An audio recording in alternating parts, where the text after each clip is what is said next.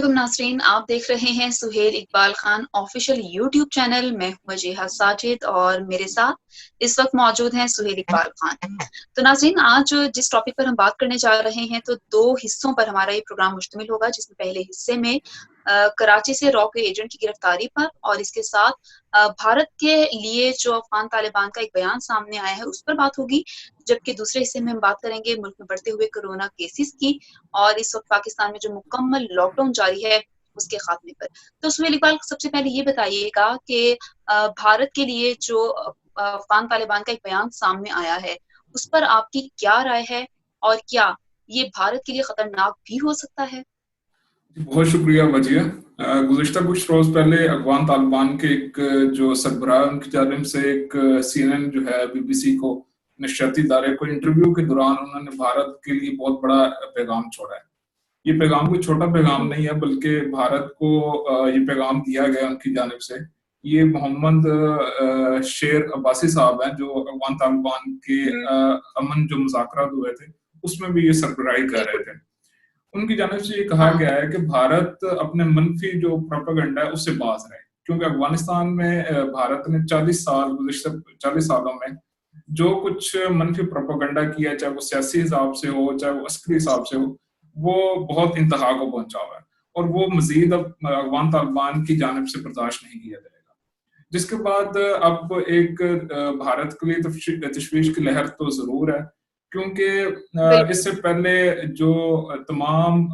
देखा जाए, अगर इस खिते को देखा जाए तो भारत ने अमन के खिलाफ जो कार्रवाइयां की उसके पीछे पसे पर्दा तमाम हकायक यही बताते हैं कि दहशतगर्दी की असल वजह भारत खुद ही है। चाहे वो मुख्तलिफ ग्रुपों को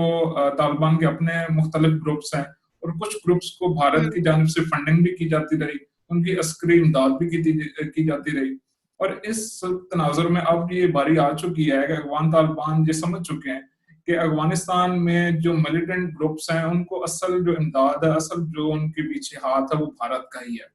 और यही जो नैरेटिव है, ये पाकिस्तान का नैरेटिव आलमी दुनिया में हमेशा रहा है कि इसको देखा जाए कि भारत ने अफगानिस्तान में अमन को खराब किया और दूसरे ममालिक में भारत का इस दहशतगर्दी के पीछे बहुत बड़ा हाथ है। पाकिस्तान में बहुत सारी कार्रवाइयां अगर देखी जाएं तो भारत का उसके पीछे बहुत बड़ा हाथ है, और अफगानिस्तान के रास्ते जो पाकिस्तान में कार्रवाइयां होती रही उनके पीछे भी भारत का हमेशा से हाथ रहा है।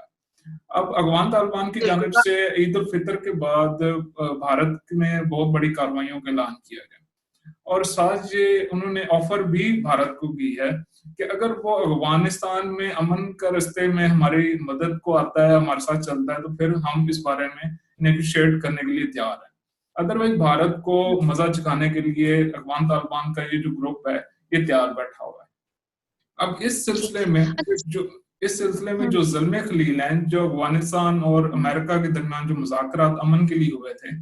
उसमें भी ज़ल्मे खलील ने भी भारत में उनसे मीटिंग की है और उनको ये बावर करवाया है कि अमन के इस जो क्राइसिस चल रहा है, जो सारा अमल चल रहा है, इसमें भारत अपना किरदार अदा करे। अदरवाइज अफगान तालिबान ऑलरेडी धमकी दे चुके हैं और ईद उल फितर के बाद हालात आपको खिते में कुछ और नजर आएंगे।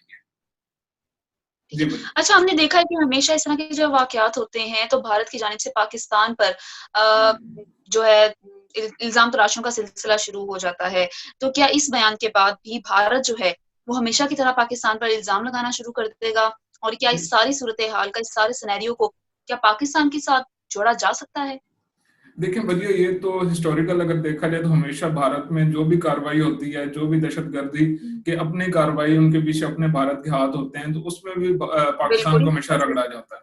और सबसे बड़ी बात है कि पाकिस्तान की इंटेलिजेंस एजेंसियों का नाम लिया जाता है, उनको बदनाम करने की कोशिश की जाती है। यहाँ पे जब पाकिस्तान ने अमेरिका और अफगानिस्तान के अमन के जो अमल था उसमें जो हेल्पिंग हैंड किया और खुद ये सारा मुज़ाकरात कंडक्ट करवाया, तो तब भी भारत को ये राज नहीं आ रहा था और वो बीच में अमेरिका को अफगानिस्तान के इस अमल में जो राजी करने पे अमल नहीं कर रहा था। लेकिन इस सब तनाजुर में अब देखा जाए तो ये आने वाले कुछ रोज में एलिगेशंस पाकिस्तान और पाकिस्तान की एजेंसियों पर लग सकते हैं, क्योंकि ये बात अफगान तालिबान की जानिब से जो की गई है ये भारत को किसी सूरत भी हजम नहीं हो रही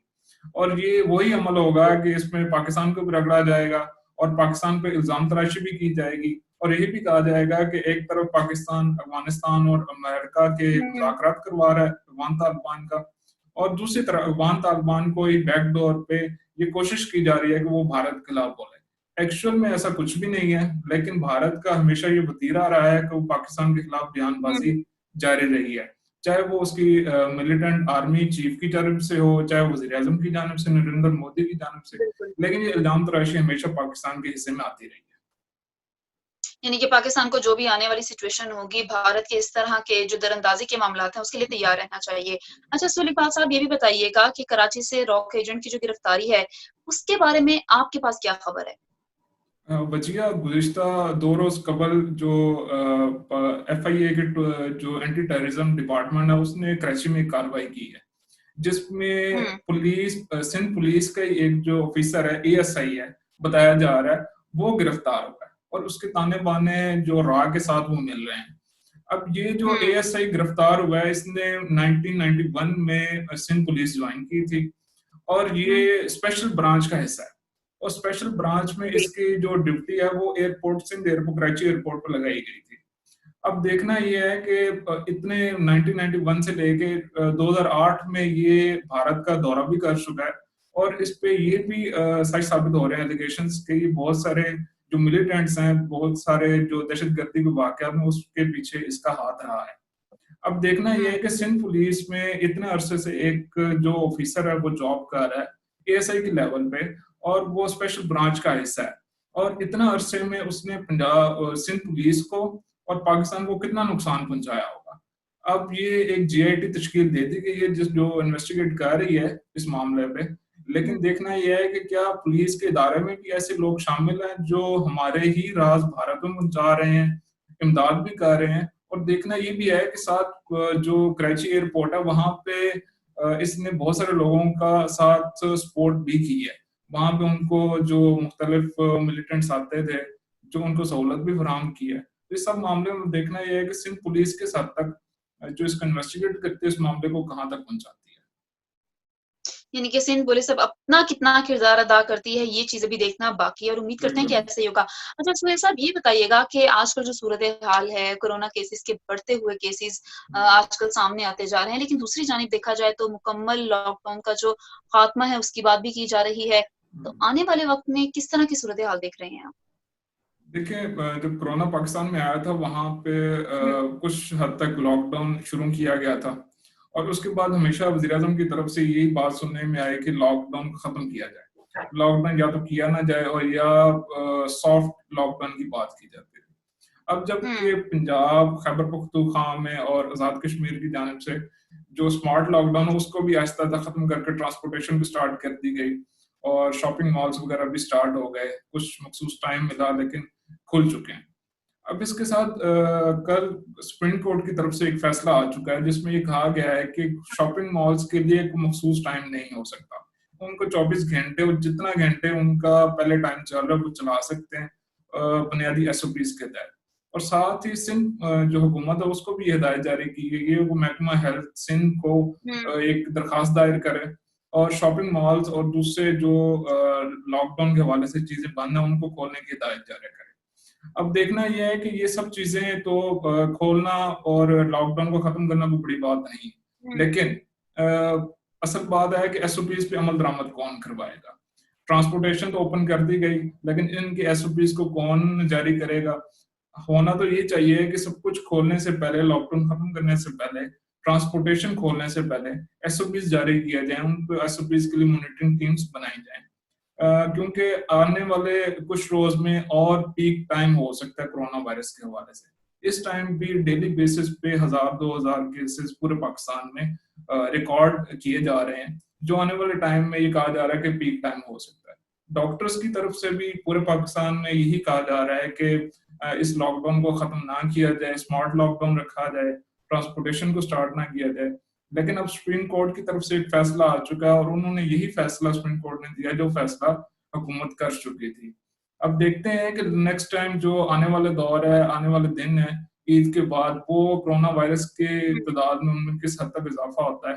क्योंकि ये लॉकडाउन तो खत्म हो चुका है और इसमें कोई दूसरी राय नहीं है, क्योंकि आगे एक राय यही रखी जाती थी कि स्मार्ट लॉकडाउन है और कुछ हद तक बंद बिल्कुल। है, कुछ हद तक खुला है, लेकिन अब ये चीजें क्लियर हो चुकी हैं। अच्छा, लॉकडाउन के खात्मे के लिए यानी कि हर फर्द को इनफरादी तौर पर जो है वो खुद अपनी जिम्मेदारी अदा करनी पड़ेगी। शुक्रिया सुहेल इकबाल साहब, और इसके साथ ही नाजरीन, हम उम्मीद करते हैं कि आने वाले हालात जो हैं वो पाकिस्तान की बेहतरी की जानिब भी लेकर जाएंगे, और जिस तरह के केसेस हैं, अगर लोग एहतियाती तदाबीर इख्तियार करें तो केसेस कम हो सकते हैं। इसके साथ ही मुझे यानी वजीहा साजिद को और सुहेल इकबाल खान साहब को इजाजत दीजिए। अगले प्रोग्राम में नए टॉपिक पर बात की जाएगी। अपना ख्याल रखिएगा। अल्लाह हाफ़िज़।